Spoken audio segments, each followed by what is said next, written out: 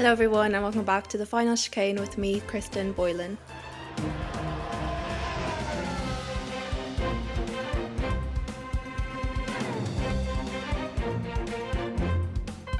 So, what did we think of the race? Nothing too dramatic happened, especially not in the last few laps, right? As soon as Lando said it, I knew it was going to happen. He jinxed himself. He was like, at some point this season, me and Oscar are going to come together, like it's a given. And as soon as he said that this week, I was like, girl, now it's going to happen since you said it. And I mean, look, it was always going to happen. But now it's happened. Look, it could have been worse. We'll discuss it later on anyway. We're going to get right into the final chicane brain game. It's not a riddle this week. This week, we're back to the game where I give you 3 names and you have to find the connection. So it's connections that we're playing.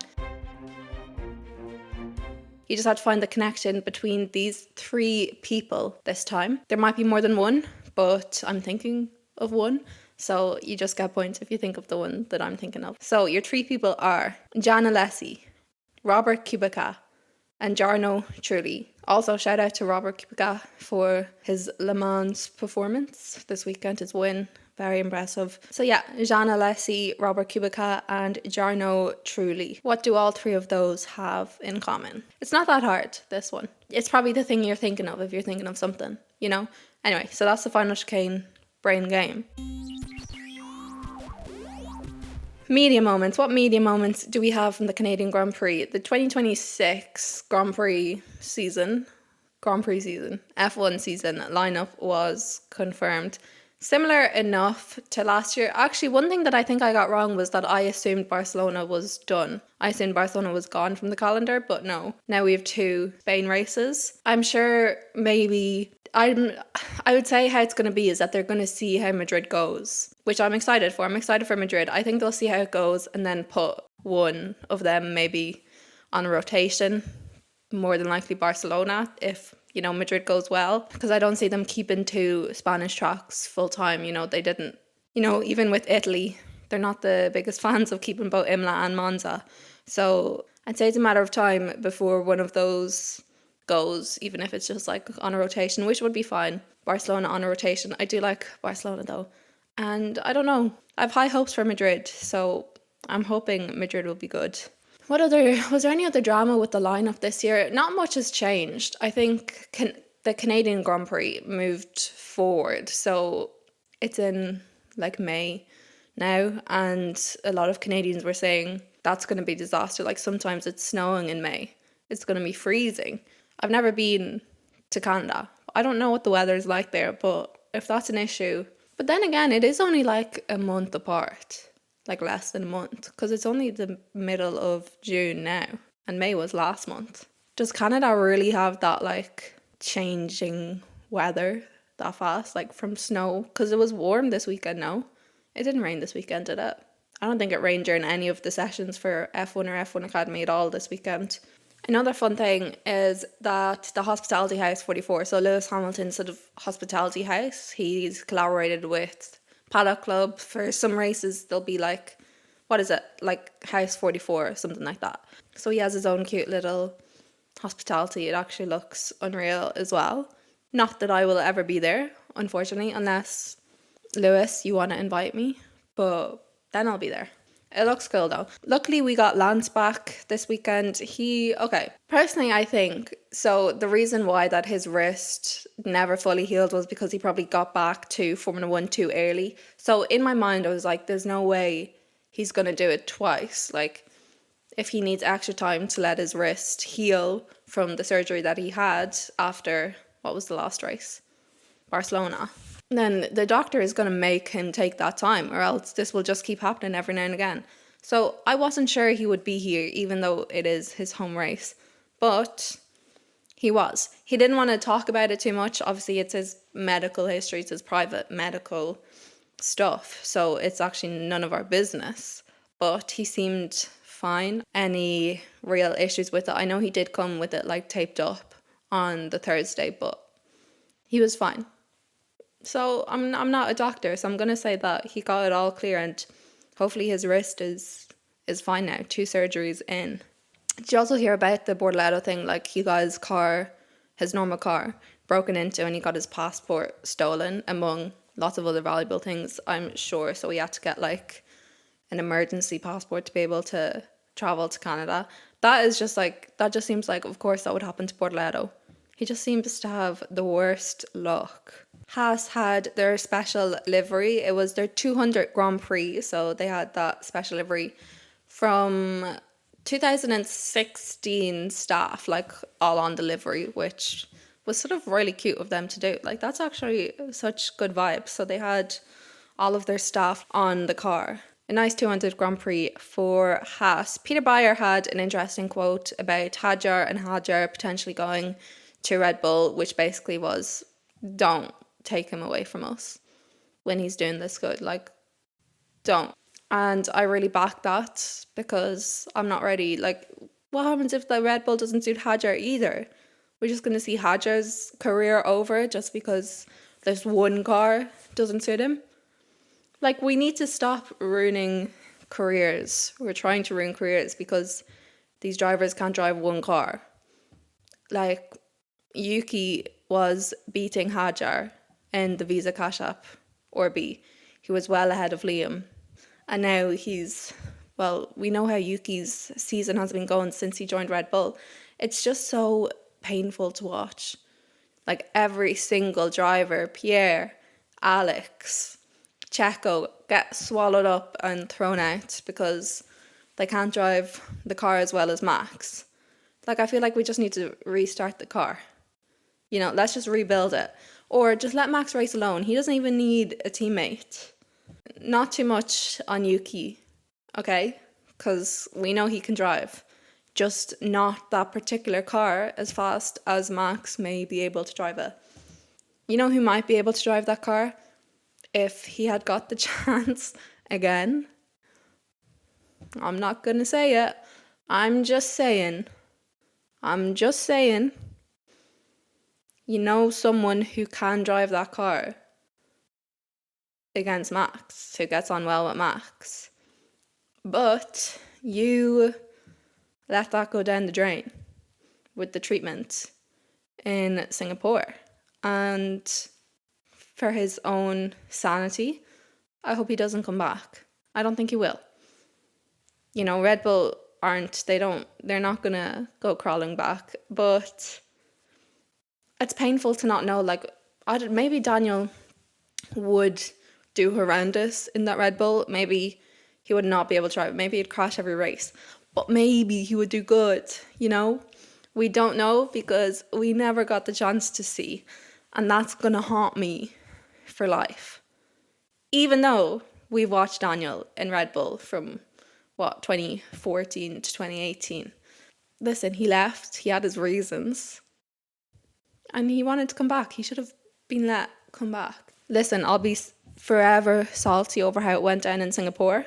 Staying on that side of things, though, Christian Horner was asked about his dream Red Bull team, and he said Max Verstappen driver, Sebastian Vettel driver, Daniel Ricciardo reserve driver. So, like, girl, you could have had that chance. You ruined it. This is your fault. Leave him be, you know? Have you seen a picture of Daniel? Look up a picture of Daniel recently, though, if you haven't, because he has decided to let the beard grow on. He's like nearing Santa Claus territory. And you know what? He could do what he wants. You know? It's just a bit of a shock every time I see a new picture come up. But look, he seems like he's living his life. He's doing a lot of like motocross, like just by himself in his form. So let's just let him have a bit of fun. Ooh, also staying on the Daniel Ricciardo topic, Liam Lawson in his press conference on Thursday, he was saying that Daniel gave him some advice about Canada, blah, blah, blah, before the race. So, icon, always. Okay, to the racing of it all. We actually had quite a few upgrades this weekend. We had VCARB, McLaren and Mercedes with performance upgrades. VCARB, Alpine, Aston Martin and McLaren had C-Spec upgrades. Now, not all of these were at the same time. I know Yuki got the new floor for like FP3 only, so he only had that session to sort of get used to it. So keep that in mind, that they may not all have got the upgrades, and they may not have all got the upgrades in FP1 for the rest of the weekend. FP1, relatively calm, but Charles did go into the barriers, and unfortunately that removed him from FP1 and FP2 because they couldn't get that damage fixed in time. Lance Stroll was the one to crash in FP2 with Colapinto in a near one. He had quite a big spin, but other than that, FP2 was a little more calm. Another lucky spin in FP3 though, Hulk, that spin that he did, he had like minimal damage from it, but that was all talent there.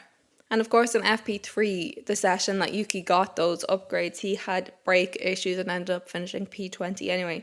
So the weekend just did not start or end well for Yuki whatsoever. Norris, Leclerc and George topping the timesheets in FP3. We're also very lucky to have F1 Academy this weekend, and not only 2 races, because it's usually 2 races, Saturday and Sunday. We had 3 races because if you remember in Miami, one of the races was cancelled due to bad weather. So they carried one of the races over to now. So for that race, same grid as it would have been in Miami, but a different track. So they did what they could, you know, it wouldn't be exactly the same race because it's a completely different track. But they knew that, you know, F1 Academy is a lot smaller of a calendar, and it's really not great to miss out on a race like that. And this was definitely the weekend for battles all across the series, F1 Academy and Formula 1. In F1 Academy, Chloe Chambers and Alicia Pomorski. Chloe Chambers was on all weekend. I knew her win was coming, but at the start, obviously, Alicia and her made contact start of race 1, which caused them both a bit of damage. Alicia ended up spinning, so ruined her race a bit more, but then Chloe did have to box, and the chances of a win were gone for both of them at that point. Pan and Chambers were also having quite good battles though, which shows like Pan and Chambers are definitely the two right now maybe to keep an eye out on. I mean, Pan has been from the start of the season, from last season even, because she came second obviously to Abby Pauling, so eyes have been on her a lot, but she definitely hasn't disappointed yet so far. She'll want to be a bit more consistent though. The wildcard this weekend, Pat, she was actually looking really good, but then she did DNF a couple of times, so she had a bit of a she crashed into the wall of champions. Not an unusual place to crash. Then the last few laps were intense in F1 Academy. So the race ended up under a safety car, but the safety car was called out because Rafaela Ferreira, she went off the track. She's the V-Carb driver, and when she re-entered the track, she rejoined it in an unsafe manner, basically, and she ended up actually going in to the car side along. So where Alex Albon joined in the race, if you didn't watch F1 Academy, this is where I'm talking about. If you saw that in the Formula 1 race, she ended up taking out Chloe Chong in the Charlotte Tilbury car. Big damage done there. She did get a 5-place grid drop for that. Obviously, it was dangerous. And Pan ended up winning the race with Lloyd and Felbermeyer. Felbermeyer P3 momentarily, but unfortunately she did get disqualified because her car was underweight. Pomorski got a 10-second penalty for her collision as well. But it was a really good race. I love watching F1 Academy. You guys, if you don't watch it, just give it a chance because it's really entertaining. And you know what annoys me? Every time like a crash or whatever is posted online, there's always comments like, oh, well, what do you expect? It's women driving, whatever. But like, yeah, this series is more messy than Formula 1. Do you know why? Because it's a feeder series. This is the series where they make mistakes. This is the series where they can afford to take more risks and to prove themselves. And also, this is, for a lot of them, their first time even driving in a single-seater car.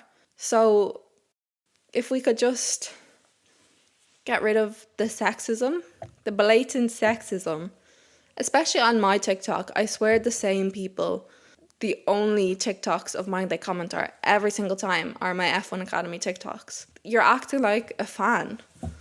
And I don't want them to stop because they actually boost my engagement. But yeah, sorry, I just needed to say that. Race 2 was the reverse grid, which Felbermeyer took the win for. So she did make up for that disqualification, luckily.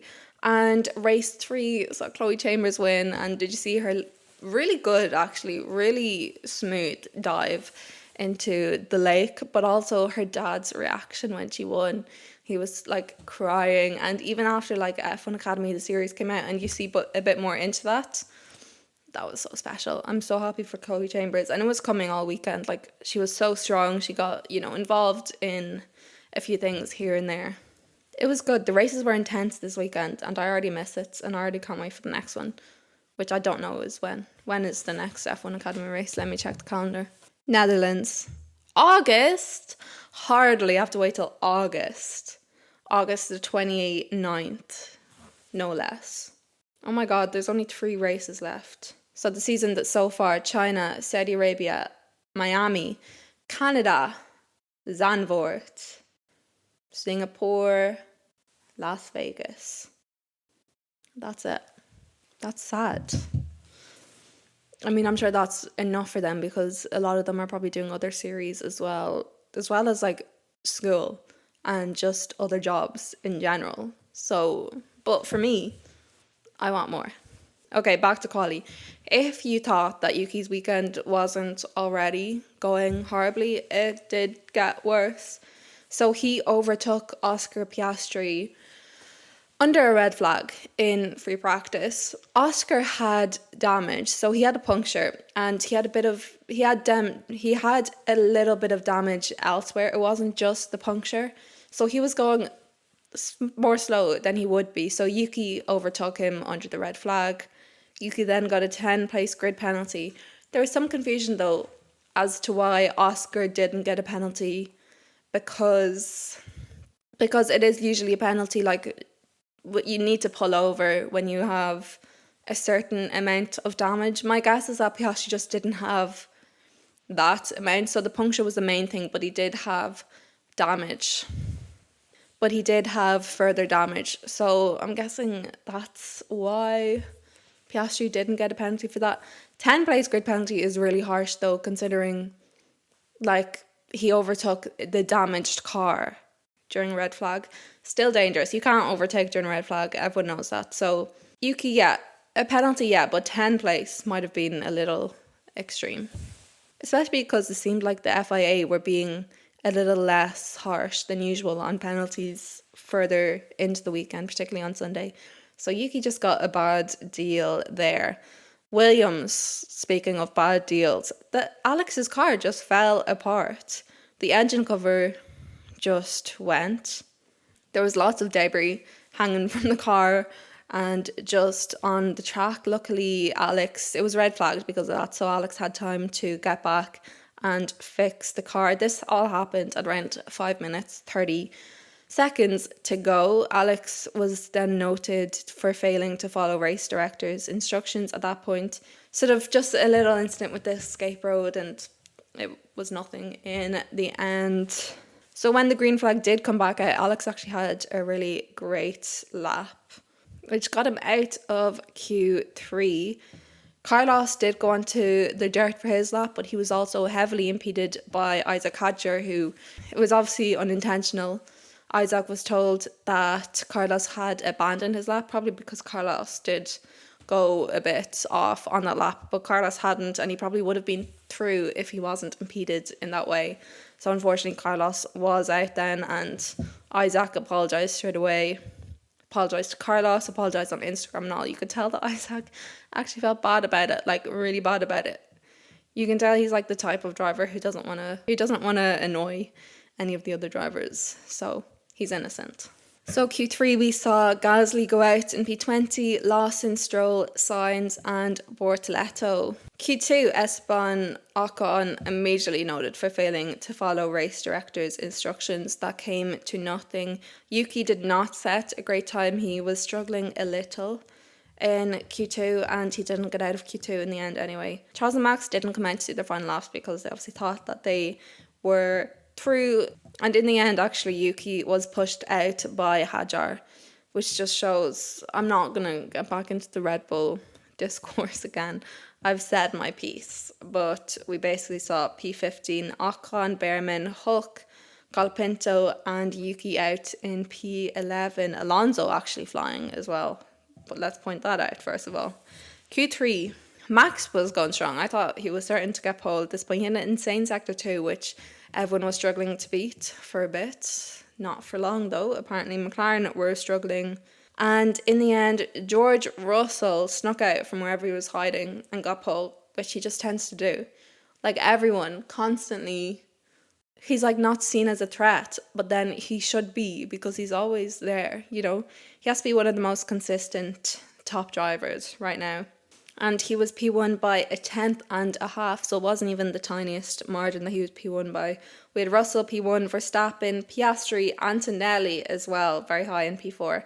Hamilton, good session. Alonso getting his car up there, very impressive. Norris, poor session for P7. Leclerc as well, struggling. Hadjar and Albon. Albon getting into P10 after his engine cover flew off in Q1 is actually... We didn't talk about that enough. And then Hadjar, unsurprisingly anymore because he always seems to be up there. P9. That's my boy. They're all my boys. Okay, should we talk about the race? Should I just end it here and pretend that the race didn't even happen?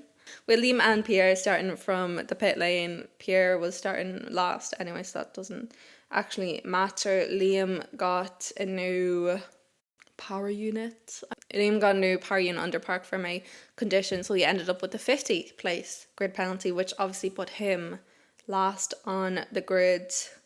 Everyone was worried about turn 1, including me. I was worried about turn 1, 2, 3. I was worried about the entire race, actually. But Russell had a great start. Luckily, Max and Russell, they kept it clean at the start. Max had a good start as well, but Russell just had that faster reaction time in the end. Just to dip a toe into F1 Academy again really quickly. You know how I was talking about earlier?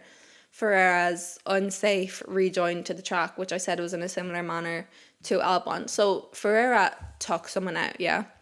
Should have been a penalty, that's understandable. But Alex had this, like, he joined just as unsafe. He was just lucky to not take anyone out. And obviously the drivers around him are a bit more experienced. They know how to deal with that and get through that sort of situation. So it was a first lap incident, whereas Ferrara's was like first lap after safety car incident. But the levels of hate that Ferrara got, saying like only a woman would do this, blah, blah, blah, and Alex Albon, an incredible driver, doing it the next day, just saying, didn't see any hate on that. And it didn't get investigated. I thought it probably should have got like noted at least. It wasn't even noted, I don't think. Maybe it was and I missed that. But yeah, it was first lap and he didn't take anyone out, so it's fine. First lap incidents happen. Max had managed to maintain DRS to Russell until lap 5. It was gone by lap 6 as Russell gained some speed. Antonelli also passed Piastri up to P3. So from the start, Antonelli got that podium position, and I'm sure what makes his first podium in Formula 1 even sweeter is that it wasn't luck that got him there, it was talent. He got the place at the beginning and he managed to keep it. Alonso looking strong as well. He kept Lando behind him until lap 12.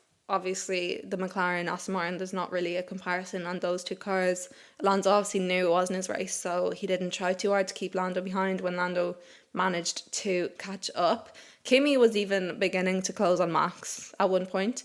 Max did dive into the pits, which I don't think any of us were expecting, including Kimi. I thought Max had just went off because I forgot that that's where the pits were. I actually love the pits though in Canada. The pit exit is so satisfying. How like it just feels like it so smoothly rejoins like on the turn. I don't know. I just like it a lot. Albon's power unit problems started quite early into the race, but he kept going. They weren't as severe as the previous ones, so he did get to keep going for a bit at least. I know Ocon didn't get a huge amount of screen time during the race, but he was flying, and he just does that sometimes. He likes to fly under the radar, so he was having a good race as well. George then pitted, which led Kimi to lead the race, but Kimi pitted around lap 15, then Max was around lap 13. Lando did manage to have a good overtake on Hamilton. I know Hamilton pitted that lap, but Lando got the overtake done before Hamilton pitted, before we knew Hamilton was pitted, before he probably knew Hamilton was pitting anyway. So that was a good job from Lando. Bortoleto also had a good job avoiding that Sainz collision, what would have been a collision, when Sainz locked up, nearly went into him. But he wasn't so lucky because he did get overtaken shortly after. Lando appeared to be on a one stop for a bit. He was leading. This is around lap 27, but he did pit lap 30 onto mediums. And at this point, George, who had pitted, was already catching up in P2. Charles was having a bit more difficulties with his team. He said he wanted plan C, but they put him on plan B. And we heard him say that he wanted plan C, so he wasn't really happy when he was boxed. Alonso as well as Ocon both flying in that race. Alonso was just strong all weekend. Don't know what changed, but he was having a good weekend and he just seemed in good spirits as well. Alex DNF'd lap 49. Stroll versus Gasly. Actually, Stroll got a 10-second penalty in the race because he didn't leave enough space for Gasly. His race wasn't going really anywhere, so it wasn't that big of a deal. And yeah, he obviously got to serve that in the race, so it didn't carry over. Then, unfortunately, Lawson also had to retire at lap 56.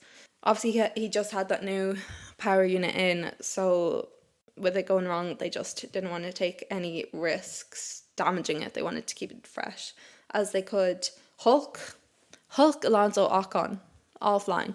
Hulk maybe more so. Hulk and Alonso maybe more so, I guess. Hulk was doing really well though. It's always like a treat to watch Hulk. Do you agree? It's a treat to watch Hulk. And then we come to the drama. So it was quite a calm race, okay? It was calm. I was sort of chilling, doing this and that during the race. And then Lando started closing up on Piastri, and I think everyone could just sense that something was about to go wrong. Here's my 2 cents on the situation. So, the crash. Lando obviously went into Oscar. Lando he got Oscar at one point, but, Oscar got him back. It just wasn't an overtake that would stick due to their track position.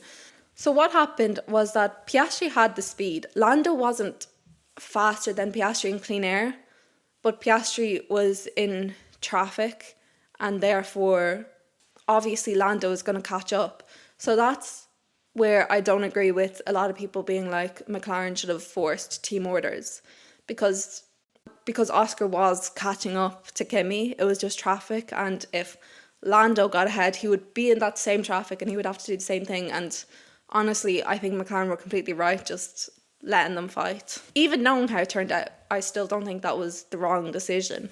So yeah, the only reason why Lando was faster was because Oscar was the one ahead. It probably would have changed, or they probably would have been similar speeds anyway. And also a lot of this was going on when Oscar had just got his DRS back on Antonelli as well after the traffic. So exactly as predicted, exactly as McLaren predicted, like same lap, Oscar got DRS back that they thought he was. So there was nothing wrong with Oscar's driving. He wasn't slower, so there was no reason again for team rules to be enforced at that, or team orders to be enforced at that point. But then the crash did happen, and fair enough to Lando, he put his hands up immediately and said that it was his fault, which it was. There was no part of blame for Oscar during that thing. Lando went for a space that just simply didn't exist. It was just, how I see it, it was just a mistake. It was just a move of adrenaline. Lando is fighting for the championship. He knows that if he has any chance, he's going to have to beat his teammate. So it was a move of desperation, sort of. It wasn't a move of anger or frustration, from my opinion. It wasn't anything on Oscar at all. I think Lando just made a mistake, and he held his hand up straight away after and said that it was his fault and apologised. I have his quote from media here. Rule number 1 is not to make contact with your teammates, and that's what I did. McLaren is my family, and I race for them every single weekend and try and do well for them on and off the track. So when I let them down like this and make a fool of myself, like I did today, I have a lot of regret. I'm not proud of myself, I feel bad, so apologies to all of them. He said that in media, but also as soon as he crashed, he apologised straight away. He said, "I'm sorry, it's all my bad, all my fault, unlucky, sorry, stupid from me." So I think this is something that we just move on from. It was going to happen. They've got their first collision out of the way, and also to everyone like comparing it to Baku 2018, not even close. Not even close, okay? Homes were broken in Baku in 2018. It was a good battle though. It was a good clean battle from Norris and Piastri up until that point, and they really showed their skill. And it's just unfortunate that it ended that way. Oscar got a bit of damage as well, but he didn't lose any positions when he boxed because obviously it was under safety car until the end of the race. Okay, this is the next point of controversy, the whole brake testing with Max and George. Personally, I think it was just like a good strategy from George. I was like, okay, that's so annoying, but that's so smart. So the safety car was going too slow. You could see George like shaking his hand at it or whatever because he was basically catching up with it and he can't overtake the safety car. And even Max said on his radio that the safety car is going so slow. So George was right up behind the safety car and he suddenly braked. Now, I think he braked to separate himself from the safety car, but maybe then he saw Max, coming up beside him and thought, maybe I could brake a little harder and have Max overtake me. So he braked a little harder. Max nearly overtook him. I don't know if it would have actually classified as an overtake. Nothing happened with it anyway. Red Bull did lodge a protest against George's win, but the FIA, they didn't do anything about it. They refused to do anything, basically. So nothing happened. I thought that was entertaining, and I think you gotta do what you can.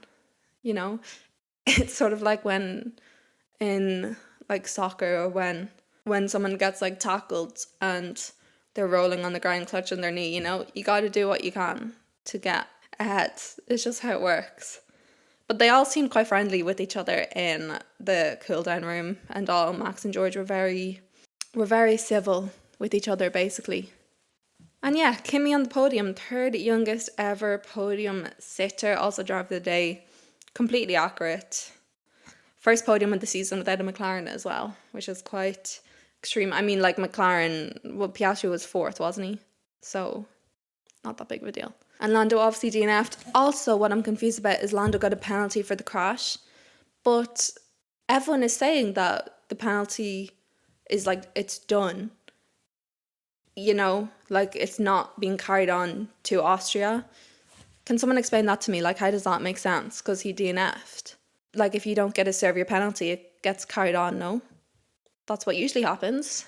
So if someone, like, genuinely, if someone can explain the reason behind that, so I know for the future, that would be good. Because I just assumed he has the 10-second penalty converted to, or 5 seconds, was it? It might have been 5 seconds. I actually think it might have been a 5-second penalty, not 10 seconds. But usually, a 10-second is converted to, 3 grid places sometimes. So even if he got 1 grid place, I don't really care. If he doesn't get a penalty, that doesn't bother me. But I'm just saying that I'm confused at why he doesn't. Well, that's the race talk.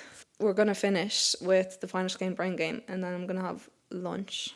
Also, this is the first episode that I've made in a long time the day after the race. Is it? I think it is, anyway. So my brain is a little more relaxed, a little more focused. So, the final chicane brain game. What was the connection between Gian Alessi, Robert Kubica and Jarno Trulli? Answer.